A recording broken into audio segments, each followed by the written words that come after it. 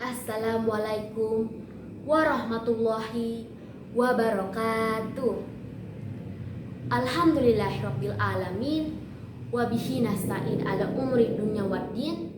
Wassalatu wassalamu ala asrofil anbiya'i wal mursalin wa ala alihi wa sahbihi ajmain.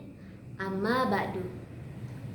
Segala puji bagi Allah, Tuhan semesta alam, yang mengabulkan doa para hamba-hambanya apabila kita berdoa dan mengingatnya. Puji syukur kehadirat Allah Subhanahu wa Ta'ala yang telah mengizinkan saya untuk menyampaikan inspirasi saya pada kesempatan kali ini.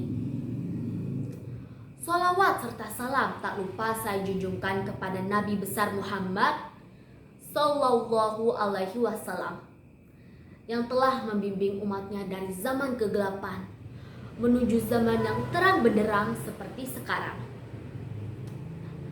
Ucapan terima kasih selalu menyertai Coach Fuad dan Pak Widi selaku guru Eskul Public Speaking yang telah melatih peserta-peserta Eskul Public Speaking dengan sangat telaten dari awal hingga sekarang.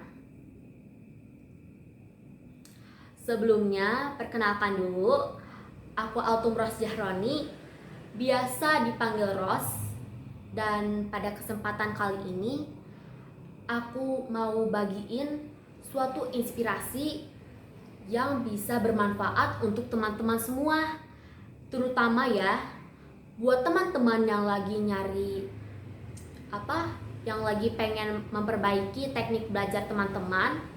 Video ini bakal bermanfaat banget buat teman-teman sekalian. Nah, sebelum kita loncat ke temanya, aku ada sebuah analogi. Nah, analogi ini bisa kita sebut juga dengan perumpamaan. Jadi, perumpamaan atau analoginya adalah, bayangin ada dua pot tumbuhan.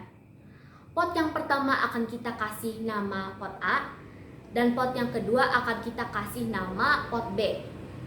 Pot yang A ini ceritanya kita udah lupa nih siram selama sebulan gitu. Terus pas kita inget, kita langsung siram, tapi kayak banyak banget gitu. Airnya banyak banget. Dan itu langsung dalam satu waktu. Sedangkan buat pot yang kedua atau pot B, kita siram secara teratur setiap hari. Namun tidak seperti pot A, kita siram pot B dengan air secukupnya. Nah, kira-kira mana ya teman-teman pot yang bakal tumbuh duluan atau pot yang bakal tumbuh lebih subur? Aku bakal kasih waktu 3 detik untuk kalian buat mikirin jawabannya. Nah, bener banget. Pot yang kedua atau pot B akan tumbuh lebih cepat dan tumbuh lebih subur ketimbang dengan pot A. Hal ini juga berlaku kepada teknik belajar kita. Jika misalkan kalian adalah seorang pelajar yang menganuti teknik belajar seperti pot A ini, perumpamaannya, itu kalian pasti juga bernasib mirip-mirip dengan pot A ini. Aku juga, jika aku belajar seperti pot A, aku tuh pas hari H-nya atau pas hari tes atau hari ujian, aku nggak bakal bisa bernasib seperti pot B. Namun, apa yang bakal terjadi jika aku udah belajar seperti pot B ini? Jika kita belajar seperti pot B, itu pasti realisasiinnya tuh kita udah belajar jauh-jauh hari. Misalkan kita udah belajar seminggu sebelum hari H, terus kita itu belajarnya slow gitu istilahnya. Sehari kita pelajarin dikit-dikit, yang penting nyerap ke otak. Terus kita juga kalau misalkan ada yang kita heranin, ada yang kita nggak tahu jawabannya, kita bisa nanya ke guru. Berbeda dengan pot A, kalau kalian misalkan udah lupa buat belajar, terus kalian langsung malam itu sebelum hari H kalian langsung hatam misalkan satu materi, satu bab buat hari H besok, itu kalian, aku raguin bisa bernasib seperti pot B. Itulah mengapa ada baiknya kita belajar seperti pot B. Nggak apa-apa, tidak apa-apa gitu jika kita menuntut ilmunya sedikit demi sedikit. Yang penting ilmu itu bisa nyerap ke otak kita. Karena jika kita belajar seperti pot A, itu juga pasti yang namanya manusia itu bisa memperoleh informasi itu terbatas juga. Terbatas juga gitu kemampuan otak kita. Maka itulah pentingnya mengapa kita harus mengubah teknik belajar kita. Nah, biasanya ada sebutan nih buat yang belajar seperti pot A. Namanya adalah SKS.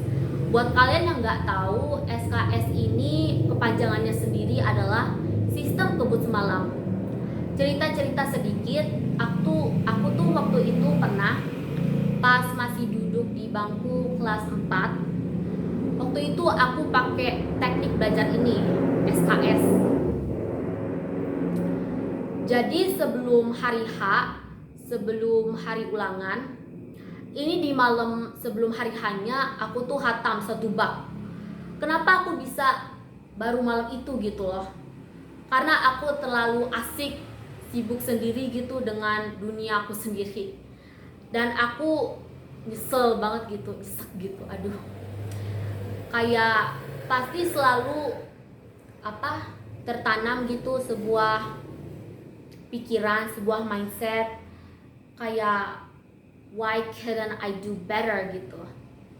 Dan sekarang ya aku udah gak mau nerapin sistem belajar seperti SKS itu lagi, supaya ketika aku melihat ke belakang aku gak bakal bilang sesuatu seperti I could have done better. Nah, itu aja sih, sekian inspirasi dari aku yang aku bisa sampein ke teman-teman semua. Sekian, itu saja. Semoga bermanfaat. Wassalamualaikum warahmatullahi wabarakatuh.